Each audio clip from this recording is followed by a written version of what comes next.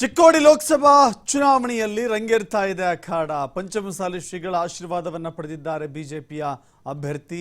ಸ್ವಾಮೀಜಿಯನ್ನ ಭೇಟಿಯಾಗಿದ್ದಾರೆ ಚಿಕ್ಕೋಡಿ ಲೋಕಸಭಾ ಕ್ಷೇತ್ರದ ಬಿಜೆಪಿ ಅಭ್ಯರ್ಥಿ ಅಣ್ಣಾ ಸಾಹೇಬ್ ಜೊಲ್ಲೆ. ಬೆಳಗಾವಿಯಲ್ಲಿ ಜಯಬಸವ ಮೃತ್ಯುಂಜಯ ಸ್ವಾಮೀಜಿಯವರನ್ನ ಭೇಟಿ ಮಾಡಿ ಆಶೀರ್ವಾದವನ್ನ ಪಡೆದುಕೊಂಡಿದ್ದಾರೆ.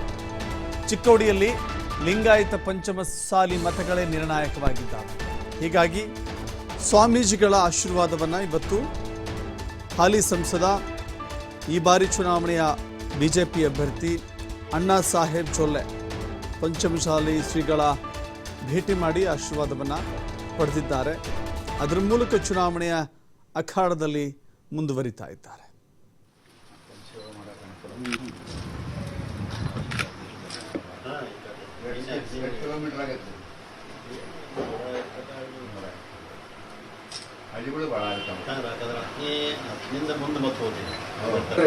ಗುಡ್ಡಾಪುರ ಸಮೀಪ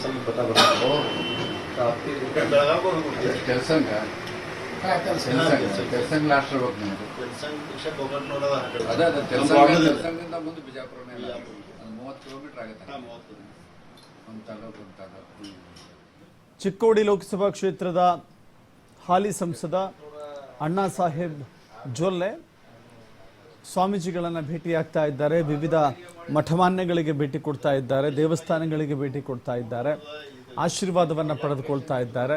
ಇವತ್ತು ಕೂಡಲ ಸಂಗಮ ಪಂಚಮಸಾಲಿ ಪೀಠದ ಜಗದ್ಗುರು ಬಸವ ಮೃತ್ಯುಂಜಯ ಸ್ವಾಮೀಜಿಯವರನ್ನು ಭೇಟಿಯಾಗಿದ್ದಾರೆ, ಆಶೀರ್ವಾದವನ್ನು ಪಡೆದುಕೊಂಡಿದ್ದಾರೆ.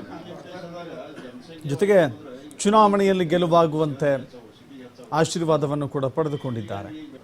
ಕ್ಷೇತ್ರದಾದ್ಯಂತಲೂ ಕೂಡ ಅಬ್ಬರದ ಪ್ರಚಾರದಲ್ಲಿ ತೊಡಗಿಕೊಂಡಿದ್ದಾರೆ ಅಣ್ಣಾ ಸಾಹೇಬ್ ಜೊಲ್ಲೆ. ಈ ಬಾರಿಯೂ ಕೂಡ ಗೆಲ್ಲುವ ವಿಶ್ವಾಸ ಅವರಿಗೆ ಮೇಲ್ನೋಟಕ್ಕೆ ಅವರಿಗೆ ಕಾಣಿಸ್ತಾ ಇದೆ.